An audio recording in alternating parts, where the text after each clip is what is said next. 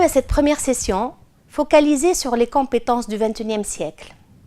Pour commencer ce cours, nous voulons poser la question fondamentale: pourquoi développer les compétences des apprenants est si important et pourquoi on devrait baser l'enseignement, l'apprentissage et l'évaluation sur une approche fondée sur les compétences. Le XXIe siècle présente des défis, une complexité et une responsabilité individuelle de haut niveau. De nouvelles exigences apparaissent dans le domaine de l'éducation et de l'emploi chaque jour.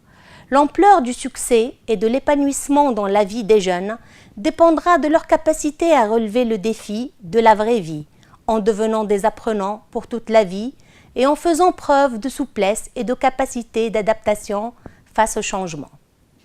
Les connaissances et les compétences de base, telles que le calcul et l'alphabétisation, sont nécessaires, mais ne suffisent plus à répondre aux exigences complexes de la demande sociale d'aujourd'hui, dans une économie mondiale de plus en plus concurrentielle. Voilà pourquoi les systèmes éducatifs se détournent des approches dirigées exclusivement contenues et se concentrent davantage à aider les apprenants à développer une gamme de compétences pour faire face à notre monde complexe. Mais quelles sont celles que nous devons se concentrer sur ? Commençons par une définition du terme « compétence ». Une définition donnée par Marc Romainville affirme qu'une compétence peut être définie comme un ensemble intégré et fonctionnel de savoir, savoir-faire, savoir-être et savoir-devenir qui permettront face à une catégorie de situations de s'adapter, de résoudre des problèmes et de réaliser des projets.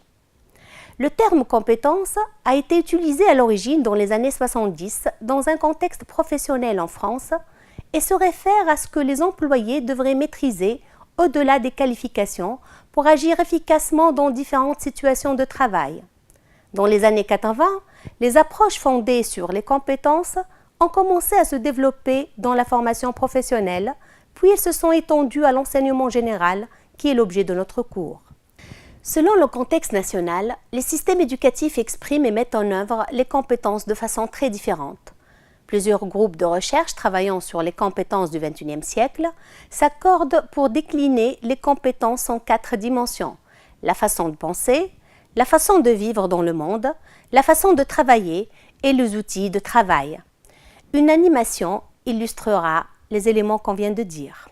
La façon de penser englobe la créativité et l'innovation, la pensée critique, la résolution de problèmes, la prise de décision et apprendre à apprendre. Les moyens de vivre dans le monde, c'est la citoyenneté, la responsabilité personnelle et sociale et la sensibilisation culturelle.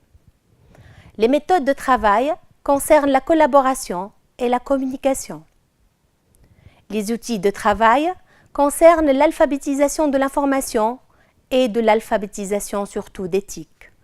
En Tunisie, dans le cadre de l'école numérique, les compétences clés retenues sont créativité, innovation et esprit d'initiative, pensée critique, résolution de problèmes et prise de décision, communication et collaboration, technologie informatique et numérique, civisme culturel et citoyenneté, développement personnel.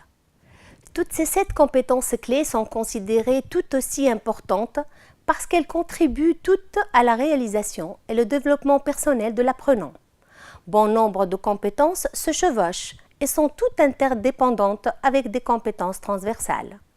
Ce cours est destiné à vous familiariser avec l'apprentissage basé sur les compétences en tant qu'approche générale. Pour cela, nous allons nous concentrer sur 2 compétences transversales spécifiques: le travail collaboratif et l'esprit critique. Rappelez-vous que vous pouvez accéder à davantage de lectures et des ressources liées à ce thème à partir de la bibliothèque du module. Nous vous encourageons également à visiter le forum du cours où vous pouvez discuter les définitions mentionnées ainsi que la façon dont ils se rapportent à votre propre discipline. J'espère que cette première séquence vous a été bénéfique. Bon courage pour la suite.